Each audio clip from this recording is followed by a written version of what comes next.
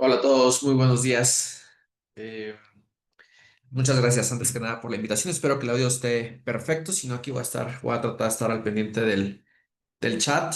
Encendí la cámara inicial para tener un poquito de contacto a distancia, aunque sea, pero bueno, siempre ayuda un poquito a conocernos.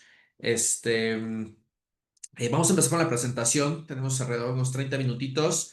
Yo creo que es suficiente para poder ver algunas bases sobre la importancia del concentrado de fibrinógeno, más allá del producto como tal, sino la importancia del manejo oportuno de los valores de fibrinógeno en las pacientes con hemorragias. No solamente hablando de hemorragia obstétrica, también hemorragia por trauma, hemorragia dentro de terapia intensiva, dentro del quirófano, en el acceso, ¿no? De primer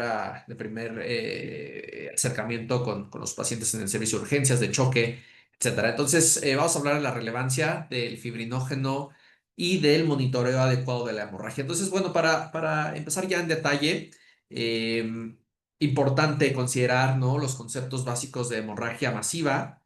Existen alrededor de 15, 20 diferentes definiciones alrededor del mundo respecto a las diferentes corrientes, la europea, la americana, la japonesa, que tienen muy buenas guías inclusive para el manejo de las hemorragias.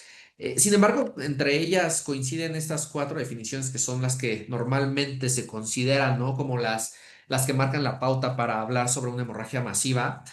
Si el paciente tiene una pérdida sanguínea que excede el volumen circulante en un periodo de 24 horas, pues ya no estamos hablando de hemorragia masiva, o se ha perdido el 50% de su volumen en 3 horas, o un flujo arriba de 150 mililitros por minuto. Y ojo con esta, que también es una de las que cada vez coinciden más. Si el paciente secundario a la pérdida de sanguínea requiere transfusión de plasma y plaquetas, también podríamos estar considerando a la hemorragia masiva. Y esto hay que considerarlo con sus bemoles y más al rato vamos a platicar un poquito más de esto, pero a veces el transfundir plasma, el solicitar el plasma inclusive desde primera instancia, el poder tener cierta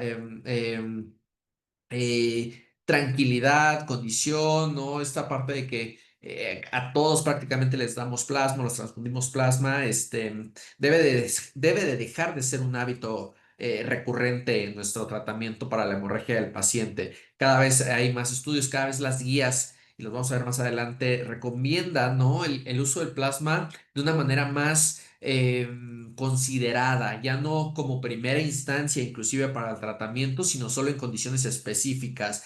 ¿Y esto por qué? Particularmente por las complicaciones a futuro que se tienen.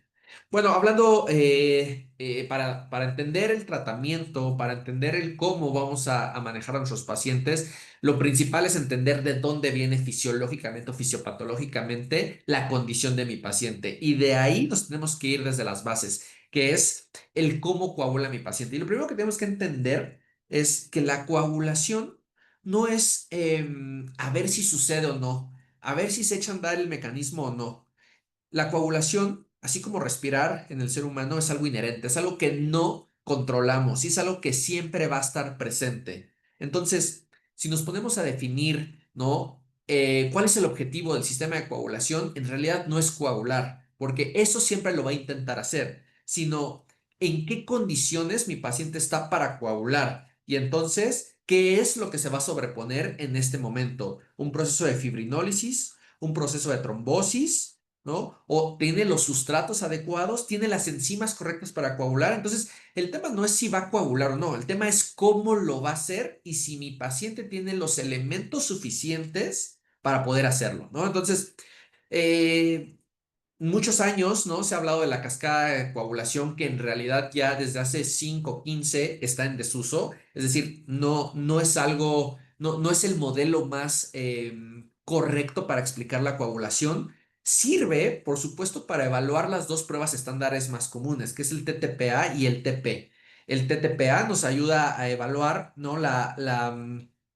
Em, Aquí voy a poner el puntero láser. El TTP nos va a ayudar para evaluar la vía intrínseca y el TP nos va a ayudar para evaluar la vía extrínseca de la coagulación. Para eso funcionó en su momento la cascada de la coagulación. El problema es que la cascada de coagulación y los tiempos estándares de la coagulación solo evalúan esta primera parte de cómo está coagulando mi paciente, un 25 a un 30% de cómo está coagulando. El resto, lo más importante, el 80% de las enzimas restantes, entre ellas la vía común y lo más importante que vemos acá, el fibrinógeno y la fibrina, eso no lo evalúan las pruebas estándares de la coagulación. Por lo tanto, en la mayoría de los casos, mis pruebas estándares de la coagulación pueden estar normales, no alargadas, y aún así mi paciente puede estar en una coagulopatía o inicios de una coagulopatía por deficiencia o de plaquetas o de fibrinógeno, que son las coagulopatías más, más frecuentes. Entonces, ojo con esto, la cascada de coagulación sirvió muy bien para explicar y para evaluar el inicio, el arranque de la coagulación de mi paciente, pero no para saber exactamente en qué condición está mi paciente. Por eso es que desde hace 10 o 15 años, como les comentaba, ¿no? La cascada se dejó de utilizar y hoy en día los coagulólogos lo que más utilizamos para poder evaluar el tema de fisiológicamente cómo está coagulando mi paciente es el modelo celular de la coagulación. Insisto, no es nuevo, ya tiene más de 10 años que se describió y en realidad tampoco es un sistema completamente aprobado o comprobado. En realidad es la teoría que más ¿no? se facilita explicar un modelo, como su nombre lo dice, mucho más celular, mucho más integrado. Participan los mismos 13 factores de la coagulación, no hay un cambio radical, pero aquí se le da bastante importancia, perdón, al monocito, que es esta célula que vemos en amarillo, que es la precursora, quien va a iniciar, ¿no? La activación de todas las enzimas restantes de la coagulación y particularmente las plaquetas que tienen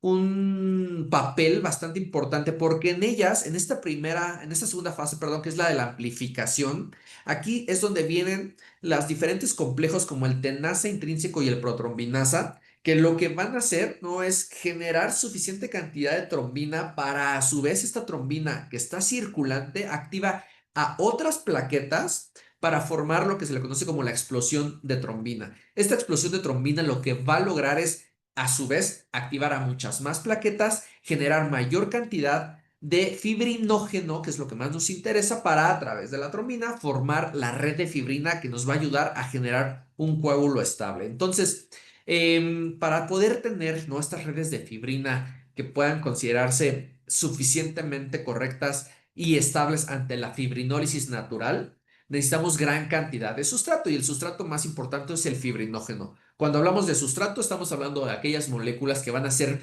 las precursoras para poder activar algún mecanismo de la coagulación y las enzimas, estamos hablando del 80% de los factores de la coagulación, como el factor 7, el factor 8, el factor 9, etcétera. Entonces, eh, importante considerar, ¿no? Este sistema más actualizado. Sin embargo, al final del día, el resultado es el mismo, buscar cantidad suficiente de fibrinógeno que nos brinde esa fibrina. Y otra cosa que hay que tomar en cuenta, que a veces olvidamos, es que pensamos a veces que primero se activa el sistema de la coagulación y después de un rato se activa el sistema de la fibrinólisis, ¿no? Que el sistema de la fibrinólisis es necesario, evidentemente, para no estar en un estado protrombótico permanente y poder tener complicaciones secundarias a este.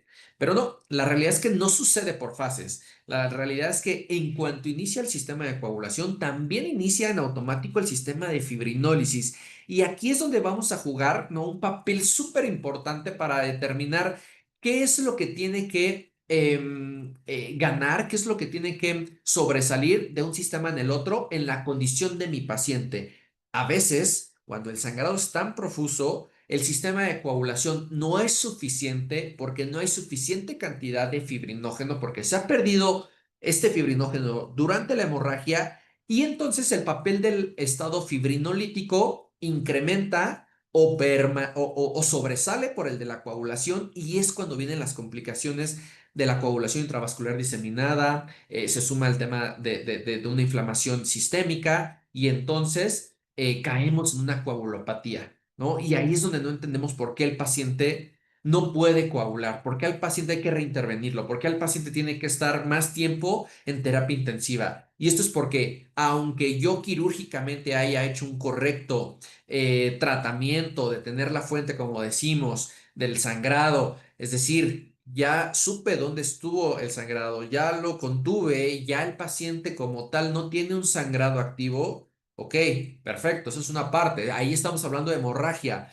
pero la parte fisiológica y a veces que es la más importante o por lo menos a la par es la parte de la coagulopatía. Esta parte que no la vemos porque es completamente celular, en donde si no medimos de manera adecuada el fibrinógeno o las plaquetas, mi paciente, aunque no tenga un sangrado activo, puede seguir en coagulopatía. Y eso es porque evidentemente los sustratos se perdieron durante la hemorragia previa y no se repusieron de manera adecuada. Por lo tanto, el paciente va a entrar en un sistema de inflamación sistémica, en algo que se llama coagulación, en el caso de trauma inducida por trauma, en donde vienen algunas otras enzimas que se desencadenan y que perpetúan el problema fisiológico del paciente, insisto, aunque no tenga un sangrado ya activo. Y eso lo vemos mucho en terapia intensiva o en el posquirúrgico inmediato. Aquí es donde entonces caemos en la importancia del fibrinógeno, no solamente en el caso del tratamiento, sino en el caso también del monitoreo.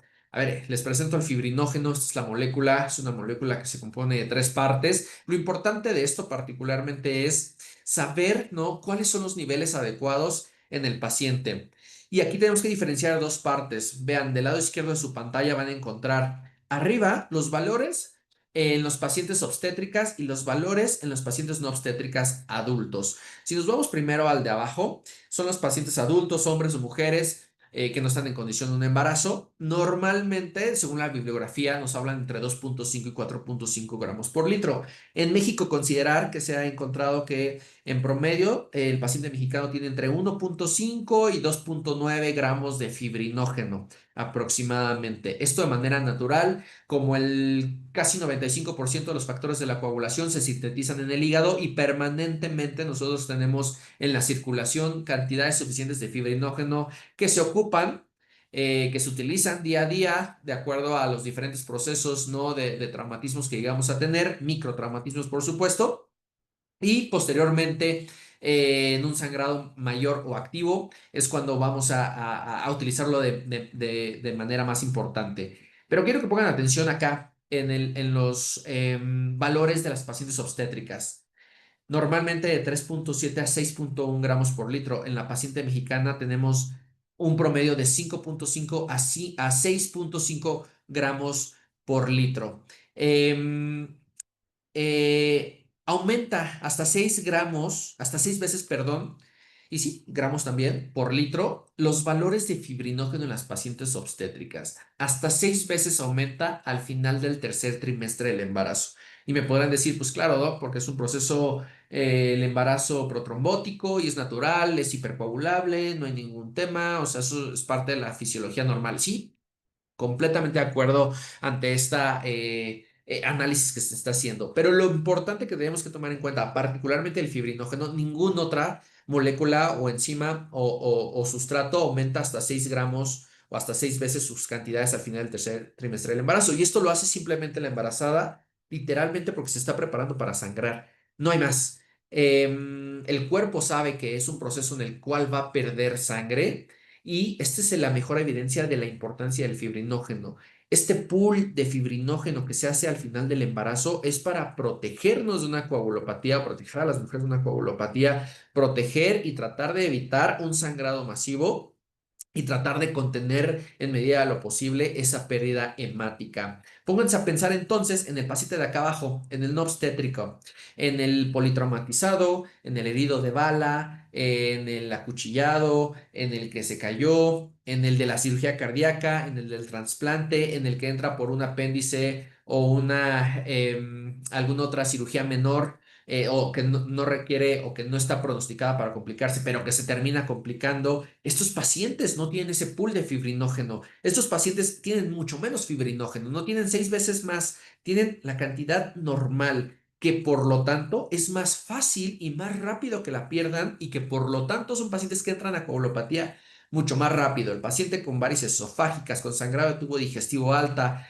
con úlceras gastrointestinales, se desangran de manera rapidísima. Y esto no solamente pierden eritrocitos, también pierden otros sustratos, entre ellos, ya les dije, el fibrinógeno. El fibrinógeno es la molécula, es el semáforo, yo siempre lo he dicho, es el semáforo por definición más importante para el tema de la coagulopatía. Inclusive durante el COVID, el fibrinógeno también fue un marcador de severidad y de pronóstico de mortalidad para los pacientes por su relación tan cercana a la sepsis, a la inflamación sistémica, a la coagulación intravascular diseminada y por lo tanto no debemos de olvidarlo. Cada vez debemos de tenerlo mayor en consideración para su monitoreo y por supuesto para su reposición y tratamiento.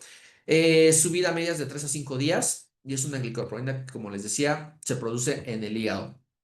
Em, el papel del fibrinógeno entonces inicia literalmente desde que se rompe la continuidad de un vaso sanguíneo y termina en la formación como tal del coágulo. Para que el coágulo evidentemente funcione, sea relevante, pues debe de haber suficiente cantidad de fibrinógeno. Si el cuerpo no tiene fibrinógeno porque ya lo perdió en la hemorragia, los coágulos que se van a hacer son pequeños o van a ser muy débiles que ante la fibrinólisis que ya les comenté, no es que se active después, se activa al mismo tiempo que se activa la coagulación.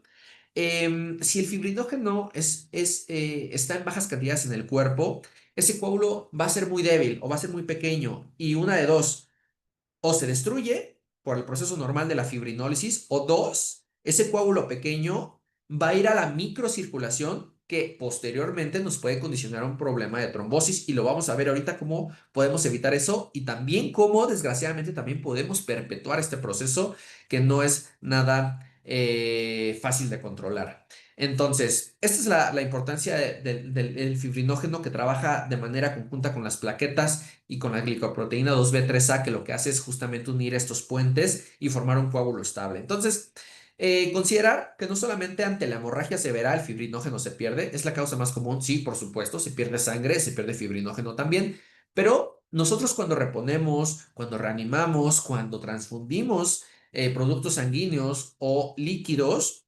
también creamos una hemodilución, algo iatrogénicamente que no nos va a ayudar mucho porque en realidad lo que perpetúa es esta parte de no tener el sustrato adecuado para tratar la coagulopatía como tal. Y lo único que hacemos es que avancen los procesos de coagulación intravascular diseminada, que haya complicaciones, sepsis, choque, algún otro tipo de coagulopatía, no solo por fibrinógenos, sino por la propia hemodilución, por plaquetas, podría ser y que condicione a un proceso de trombosis en la paciente, como es en el caso de la fibrinólisis o hiperfibrinólisis, mejor dicho, o la CID. Entonces, desde hace muchos años es importante considerar el tema el monitoreo del fibrinógeno. Vean, les voy a presentar muy rápido las recomendaciones actuales, ¿no? Desde 2024 y algunas del 2023, se actualizan algunas cada 2 años, entonces al final de este año tocará la actualización de algunas otras guías, pero por ejemplo en trauma, les platicaba, en trauma son pacientes que por el mecanismo de lesión que llegan a tener, que son muy severos, la pérdida de sangre es mucho más rápida, el flujo sanguíneo en la pérdida de sangre es mucho más abundante y estos pacientes, insisto, al no tener este pool de fibrinógeno como las pacientes embarazadas, pierden mucho más rápido su fibrinógeno. En ellos, un fibrinógeno por debajo de 1,5 o 2 gramos por litro ya va a condicionar a que este paciente tenga algo que se llama coagulopatía inducida o asociada al trauma. Por lo tanto, las recomendaciones es que actualmente se deben de administrar entre 3 a 4 gramos de fibrinógeno más ácido tranexámico de manera inicial, ¿no? Y esto es evidentemente para tratar la coagulopatía, por un lado, que lo hacemos a través del fibrinógeno y el ácido tranexámico que nos va a ayudar a los coágulos que formen el fibrinógeno no se destruyen. Ahorita vamos a hablar un poquito más del ácido tranexámico, nada más para diferenciar cuando uno, cuando el otro, cuando los dos ayudan. No quiero que se me vaya mi paciente a trombosis, etcétera. Ahorita lo platicamos, pero ahorita quiero demostrarles la evidencia del uso del fibrinógeno en estas condiciones. Cirugía cardiovascular. Estos pacientes, particularmente por las cirugías mayores que tienen, por el bypass cardiopulmonar, por la bomba extracorpórea que se utilizan, la sangre al pasar por estas máquinas, literalmente, al pasar por el plástico, a tener el contacto y salir del corazón, literalmente no es que se disminuyan los factores de la coagulación, es que se inactivan. Eso es lo que sucede. Por lo tanto, estos pacientes, aunque tengan previo a la cirugía valores óptimos de fibrinógeno, el simple hecho de que su sangre pase por estas máquinas es un predictor de que va a tener un sangrado posoperatorio y que en terapia intensiva sí o sí van a requerir fibrinógeno. Vean, el nivel de fibrinógeno menor a 3 gramos, y 3 gramos podría ser óptimo para cualquier persona. Sin embargo, en estos pacientes que se someten a estas cirugías, es un predictor independiente de sangrado posoperatorio. Sí o sí estos pacientes requieren fibrinógeno. Lo mismo sucede, por ejemplo, en los pacientes con trasplante hepático.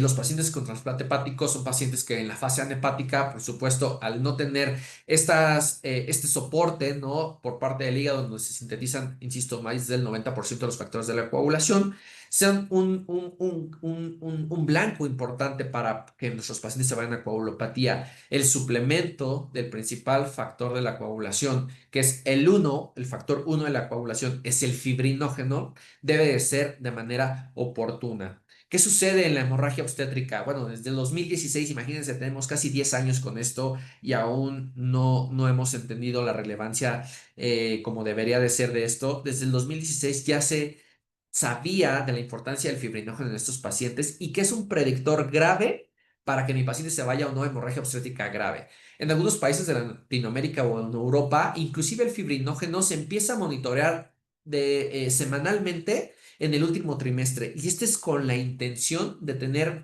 esta predicción, ¿no? Este valor predictivo de si mi paciente se va a ir a hemorragia obstétrica grave, si va a tener un HPP y de cómo tratarlo de manera correcta y de manera oportuna, que es lo más importante. En estos pacientes también se recomienda la administración de 3 a 4 gramos de fibrinógeno en el caso de presentar algún tipo de hemorragia. En el México de 2017 ya se hablaba inclusive de esto. Y ojo, que en la de 2017 nos decía esto. Para mantener un nivel de fibrinógeno de al menos 200 miligramos por decilitro. Antes el corte es 200 miligramos por decilitro o 2 gramos por litro, como lo quieran convertir. Este fibrinógeno se puede tomar en muchos hospitales si el reactivo lo tienen en banco, bueno, perdón, en laboratorio. Al momento de ustedes pedir las pruebas de estándares de la coagulación, pueden también pedir adicional el fibrinógeno. Muchos laboratorios lo tienen en el país, les digo cuando doy pláticas, pero no lo piden. Entonces, cuando piden nada más pruebas estándares de coagulación, pues nada más les llega el TTP, TP, INR, etcétera, pero no el fibrinógeno, aunque sí lo tengan. Entonces, si ustedes especifican que necesitan el fibrinógeno, la misma máquina te lo da si es que tienen el reactivo. Si no tienen el reactivo, la máquina en el 90% de los hospitales del país, porque está licitado, porque es parte de las máquinas, lo pueden pedir y lo pueden gestionar. El reactivo costará 7 8 pesos, 10 12 pesos en los lugares donde más caro está. Y hay que saber racionarlo, ¿no? Hay que saber ocuparlo, pero hay que solicitarlo en esos pacientes donde tienen mayor probabilidad de sangrado por sus antecedentes personales patológicos, ¿no? Entonces, ojo, y en la guía lo que les quería decir es que, vean, dice, incluso si los tiempos de coagulación son normales, lo que les comentaba al principio, y esto se explica perfectamente porque, como les comenté, los tiempos estándares de coagulación solo valoran el inicio, el arranque de la coagulación, ese primer 20% de la cascada que vimos en las primeras slides, pero todo lo demás, ¿no? La parte de la coagulopatía, cantidad de fibrinógeno, cantidad de fibrina, eso no lo evalúan los tiempos estándares de la coagulación. Entonces, por eso es importante sí tener nuestro parámetro completo de cómo está coagulando mi paciente. Cualquier guía que lean, insisto, desde 2021 para acá, trauma y ortopedia, cirugía cardíaca, trasplante, hemorragia obstétrica, urgencia, sangrado de tubo digestivo, cualquiera, nos van a hablar de la importancia del monitoreo del fibrinógeno, de la importancia de mantenerlos en niveles estables y en caso de que estén por debajo de los valores que ya se han mencionado, la administración del fibrinógeno como tratamiento es el pilar, la represión del fibrinógeno reduce la hemorragia, la rápida restauración de los niveles de fibrinógeno es eficaz para detener la pérdida de sangre, es la molécula más importante, es el sustrato más importante para contener una coagulopatía y una hemorragia. Por supuesto, no es la panacea el fibrinógeno, por supuesto, tiene que estar acompañado de todas las medidas de tratamiento, tanto quirúrgicas como terapéuticas adecuadas, evidentemente para el control, uno, de la hemorragia, pero también de la coagulopatía. Ojo, van de la mano, no son lo mismo, pero una lleva a la otra. Entonces, con mucho gusto yo les puedo pasar las guías en PDF más de las que necesiten. Es parte como del soporte que les puedo dar sin ningún problema. Aquí solamente les resumo directamente de las principales guías en el manejo del sangrado, qué es lo que recomiendan. Y vean, si nos vamos a la parte de acá abajo muy rápido, nos dice, por ejemplo, en trauma y ortopedia, eh, el uso del plasma fresco congelado debe de ser abolido o no se recomienda para la corrección de la hipofibrinogenemia si es que tenemos en nuestro hospital concentrado de fibrinógeno. En las de guía cardíaca dicen, la transfusión de plasma por sí solo no es suficiente para la corrección. Esas son las internacionales. Nos vamos a las nacionales si quieren. Esta es del 2021, hace casi 5 años. 4 años tenemos con esta guía de el manejo de la hemorragia posparto. Y aquí es la misma, nada más le hago un zoom a los principales puntos de buena práctica. Ustedes saben que las guías se leen con evidencias, recomendaciones y como punto de buena práctica, que es el valor a nivel bibliográfico que mejor o mayor tenemos que hacerle caso. Punto número 1. Se sugiere que el uso de plasma fresco congelado se considere como el último recurso en el eslabón del tratamiento en pacientes con HPP. Último eslabón, último recurso. Y les digo, a veces es lo primero que se ocupa. Punto de buena práctica número 2. Se sugiere administrar concentrado de fibrinógeno como prioridad en el tratamiento de pacientes con HPP antes que el plasma fresco congelado. Insisto, inclusive el fibrinógeno es lo último que se piensa. Entonces, y tenemos con esta guía casi 5 años y no le hemos hecho caso. Probablemente porque ni siquiera la habíamos leído, pero aquí se las traigo para que lo tengan en consideración. Y, ojo, si no tengo cómo yo medir fibrinógeno, que puede ser una de las preguntas frecuentes, es que en mi hospital no tengo fibrinógeno, entonces, ¿cómo le hago? Bueno, la guía práctica clínica nos respalda y nos dice, en pacientes con pérdida de más de 1.500 mililitros, puedes administrar el concentrado de fibrinógeno de manera empírica. Cuando hablamos de una pérdida de sangre mayor a 1.500 es porque mi paciente ya perdió gran cantidad, no solamente evidentemente de sangre, sino también de fibrinógeno. Entonces, esa es la importancia del fibrinógeno. Es la proteína de coagulación más vulnerable. Alcanza los niveles críticos, es decir, desciende de manera temprana, inclusive antes que las plaquetas o antes que otro factor de la coagulación. Por eso es el marcador de gravedad por excelencia. Es el semáforo que nos va a marcar la pauta. Por eso la importancia de monitorearlo. Valores por debajo del fibrinógeno es un factor de riesgo independiente de la gravedad del sangrado, requiere mayor necesidad de transfusiones y tiene una mortalidad aumentada estos pacientes cuando el fibrinógeno no es lo adecuado. ¿Yo lo puedo transfundir de otra manera si no es que no tengo fibrinógeno? Sí, lo puedes hacer a través de plasma fresco congelado o lo puedes hacer a través del crioprecipitado. El problema es que ya vimos, que el plasma fresco congelado cada vez se recomienda menos en las guías. Dos, se requieren hasta 5 bolsas o 6 para llegar a la meta que nos piden las guías internacionales, que son 3 gramos de fibrinógeno. Y estas 5 o 6 bolsas equivalen a entre 1.500 y 1.700 mililitros de volumen, lo cual viene a complicaciones como el taco o el trali. Y además son bolsas que la realidad es que no pasan a temperatura ambiente, pasan frío. Y el frío, es decir, la hipotermia, es una de la triada letal, ¿no? Bien mencionada o ya pentada. Además provoca acidosis y bueno, hay que reponer con algunos otros productos por el tema de los quelantes. El crioprecipitado requeriría, si es que tengo en mi hospital para empezar, porque no en muchos hospitales se dan, entre 15 y 18 bolsas de crioprecipitados. Y recordemos, además del problema de la hipotermia, de los tiempos, que hay que esperar a que se descongelen, que hay que tipar y cruzar a mi paciente, etcétera, que cada bolsa de crioprecipitado representa a un donante distinto. Entonces estamos hablando de entre 15 y 18 donantes para reponer lo que equivale 3 gramos de fibrinógeno, que vendrían siendo 2 frascos. Entonces, en tiempo, el fibrinógeno, el concentrado de fibrinógeno se administra en 5 minutos. Entonces es mucho más rápido que lo que podrás administrar entre 30 y 40 minutos una sola bolsa de plasma. No requiere tipar y cruzar nuestro concentrado de fibrinógeno, por lo tanto, te ahorras también ese tiempo y costos en banco de sangre, plasma y crios, hay que tiparlos para verificar compatibilidad hemática. Costos, pues ya ni hablemos, no nos vamos a meter mucho en eso, pero sí de las complicaciones, la sobrecarga de volumen, riesgos de taco y de trali. Importante también, si no tienen cómo medir fibrinógeno en su hospital, ya les dije, Está soportado de acuerdo a las guías, más de una pérdida de más de 1500 puede administrar el control fibrinógeno. Pero otros índices que nos ayudan para verificar el choque hemorrágico de mi paciente es la gasometría. La gasometría sí prácticamente está en todos los hospitales y el tema del déficit de base, si es menor a -6 o el lactato mayor a 2 milimoles, nos habla de que el paciente ya está en un estado bastante comprometido a nivel hemorrágico. Entonces, probablemente nuestro paciente está en choque y aquí también podemos administrarlo. El gasto urinario, por supuesto, también es importante siempre monitorearlo y esto nos va a hablar bastante de cómo está fisiológicamente mi paciente en ese estado. Lo ideal sería tener una prueba viscoelástica, que es lo que estoy mostrando en este momento.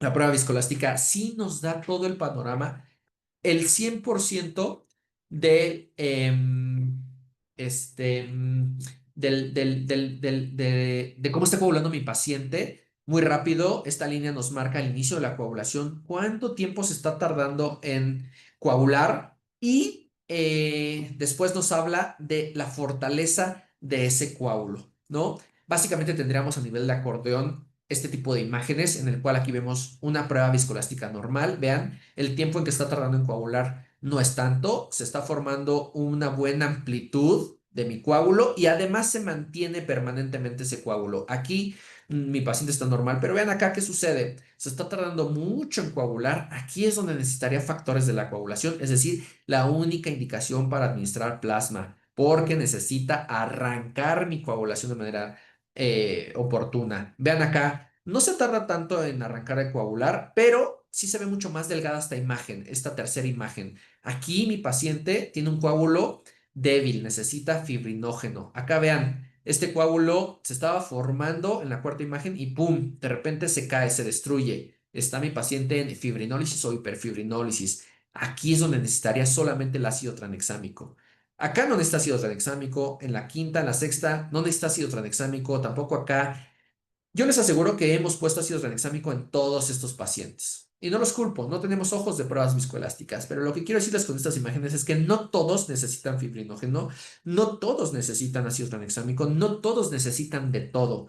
Y administrar los productos sin saber, sin tener en mente el riesgo de complicaciones, pues puede ser bastante delicado.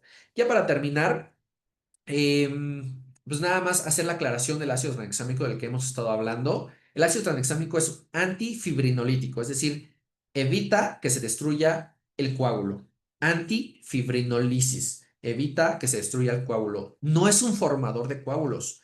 No ayuda a detener las hemorragias por formar coágulos. Ayuda el ácido tranexámico a que los coágulos que se formaron no se destruya. Por lo tanto, se debe administrar de manera cuidadosa, no más de 2 gramos.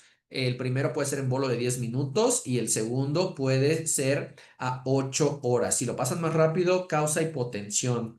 Y en las pacientes embarazadas, además del ácido tranexámico, los propios uterotónicos, la anestesia, el propio sangrado, todo eso causa hipotensión y es por eso que los pacientes a veces no se recuperan. Cada que pasaron 15 minutos de inicio del sangrado, el ácido tranexámico disminuye un 10% su efectividad.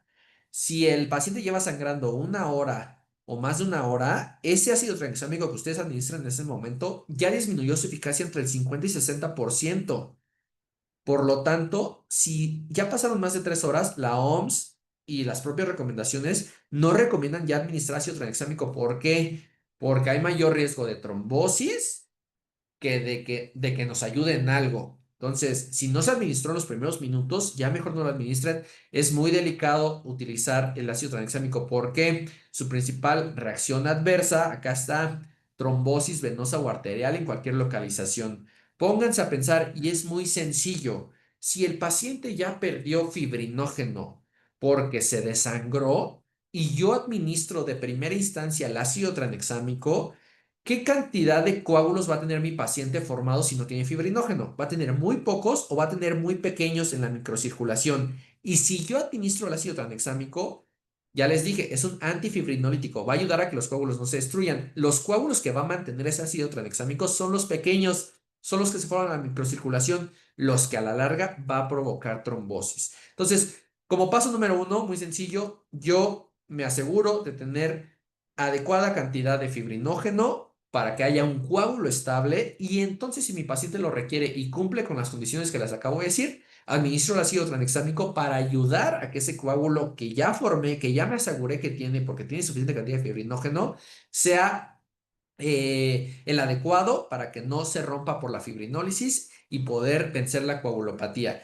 Aquí lo vemos, ese estudio, yo les recomiendo este protocolo, les recomiendo que lo descarguen, es del 2023, si mal no estoy, si acá está, 2023, es todo lo que actualmente tenemos para controlar la hemorragia, entre ellos el ácido tranexámico, complejos protrombínicos, fibrinógeno, crioprecipitado, células rojas, plaquetas, plasma. Acá ven lo que ya les comenté, el modelo celular de coagulación. Acá lo que ya les comenté, las pruebas viscoelásticas. Y acá abajo, en dónde actúa cada uno de estos fármacos. Vean, de manera inicial, como lo veíamos, los factores de la coagulación, o sea, el plasma es únicamente para el arranque.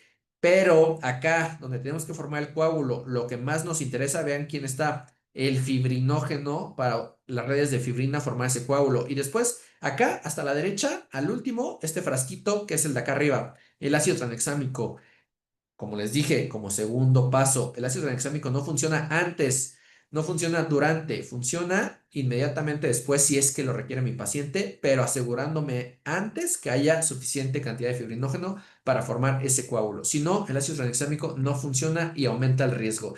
Este es el concentrado de fibrinógeno. Yo sé que en el hospital tienen ya tiempo utilizándolo, 5 o 6 años ahí. Se los recuerdo. Hoy actualmente los nuevos paquetes que están llegando de Francia ya vienen también con, además de los dos frascos, el sistema de venoclisis para que lo puedan administrar de manera rápida, oportuna y eficaz. Un frasco con el agua inyectable y un frasco con el polvo, que es el fibrinógeno, este dispositivo de transferencia que lo que hacen es que se reconstituya de manera correcta. Esta parte es técnica, no me voy a detener, ya hablé de todo esto, dosis, indicaciones. Lo que quiero irme para finalizar es con el video, porque creo que aquí es importante hablar sobre cómo se reconstituye y con esto termino. El video dura un minutito, entonces vamos a reproducirlo y espero que lo puedan ver de manera correcta.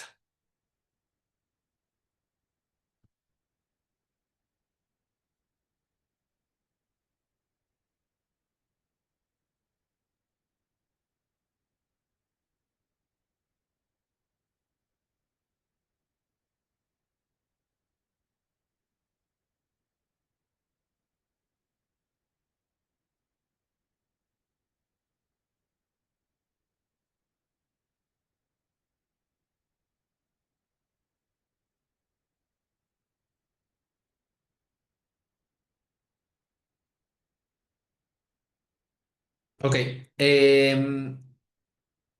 creo que no sé si se oye el video, pero lo que quiero hacer es yo darles las indicaciones de manera directas.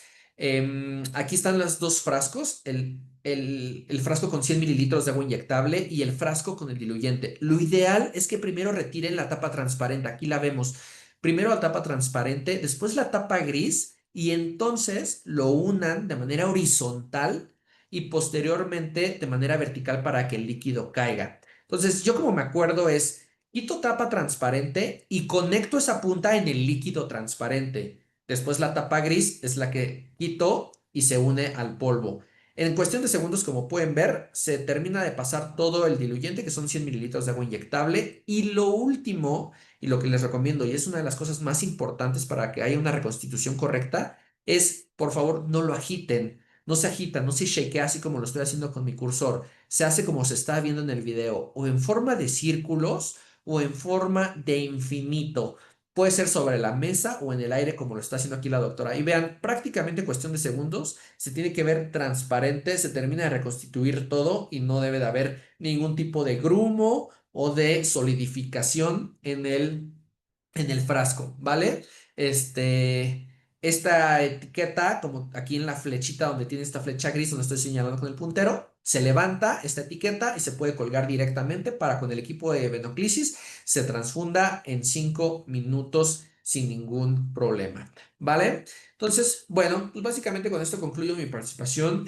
Cualquier duda, aquí les voy a dejar mis datos para que me puedan contactar si así lo necesitan con respecto a el video se los podemos también compartir a través de los medios digitales. Sin ningún problema lo pueden tener para que lo tengan presente, le echen una repasada y si tienen alguna duda, con mucho gusto yo estoy para ayudarles, ¿vale? Entonces les agradezco mucho por la invitación y espero que les haya ayudado mucho la plática.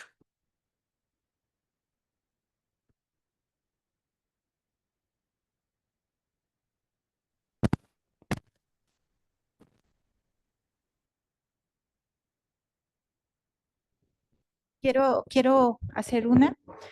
He visto en algunos médicos, con toda la información que ahorita nos proporcionó, que utilizan el fibrinógeno en infusión. Mi pregunta es, la estabilidad, la biodisponibilidad, ¿qué tanto es beneficioso? ¿Qué tanto es nada más que no sabemos, estamos sabiendo utilizar el fibrinógeno? Gracias. Difusión, bueno, la recomendación, hay tres maneras administrables que están completamente, voy a decir, recomendadas. La primera es en situaciones clínicas estables, es decir, donde la hemorragia no es tan profusa y el paciente no, digamos que no corre su riesgo de vida en los próximos minutos, se puede administrar en 20 minutos el frasco de 1,5 gramos, o sea, 100 mililitros, en 20 minutos. La realidad es que en la mayoría de las condiciones, cuando se utiliza el concentrador de fibrinógeno, es que el paciente evidentemente tiene un compromiso hemático bastante importante. Está chocado o está perdiendo sangre muy rápido. En estas condiciones se administra a una velocidad de 20 mililitros por minuto. Es decir, en 5 minutos el frasco de 100 mililitros se puede administrar sin ningún problema. Estas son las dos recomendaciones iniciales. Y la tercera, que es, voy a decirlo, off-label, pero que está también, se ha visto que funciona y que hay inclusive papers que lo soportan, se puede administrar también en bolo, sobre todo en los pacientes que están o en un trasplante hepático o en una cirugía cardíaca. Por las condiciones particulares de estos pacientes, se requiere una administración oportuna y rápida del fibrinógeno. Entonces, por ejemplo, en el Hospital General de México, en el Instituto de Nutrición, que es donde más se hacen los trasplantes, ellos administran el concentrado de fibrinógeno en bolo, no se esperan nada, en cuestión de 5 o 6 segundos ya la administran estos 100 mililitros. Pero bueno, habla mucho de la experiencia de utilizar el producto, de los años que ya llevan ocupándolo en clínica y la confianza que ya le tienen, ¿no? Pero la recomendación que yo les daría es, se administra en 5 minutos. Ese es lo que debe de administrarse, es decir, a un caudal de 20 mililitros por minuto. Pero nunca en horas, por decir 3, 4, No, 5 horas. no, no, no, no, no. No, es que en realidad, a ver, el proceso de la hemorragia no es en horas, ¿no? La hemorragia es en minutos. Y esto es un sistema que cambia de un momento al otro. Si tú tomas el fibrinógeno de una paciente que apenas va a entrar de cirugía y a los 20 minutos se lo vuelves a tomar cuando ya inició la cirugía y está la hemorragia, va a cambiar completamente distinto. Entonces, si nosotros administramos en infusión el concentrado de fibrinógeno, en realidad es como si le estuviéramos dando gotitas de a poquito y que lo que se está administrando se está pasando en el paciente, inmediatamente lo va a consumir. El fibrinógeno empieza a actuar, para que se den una idea, a los 5 minutos. Si ustedes administran el vial, a los 5 minutos el epitelio empieza a cambiar, el sangrado en capa empieza a desaparecer. Como no es un medicamento, ojo, no es un medicamento sintético, el 95% de ese vial es fibrinógeno derivado de donantes de otros países.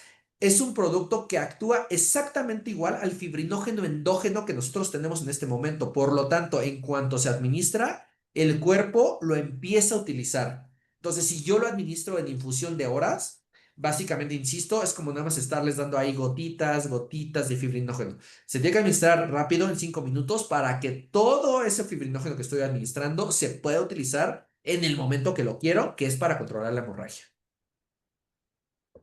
Muchísimas gracias. Agradecemos su excelente presentación y haremos llegar su constancia de participación a través del químico Víctor Luna, al cual también le damos un caluroso aplauso. Muchas gracias a Víctor. Cualquier cosa, a través de él también podemos contactar las dudas, lo que necesiten. Y al contrario, agradecerles por la invitación. Que tengan un excelente día a todos.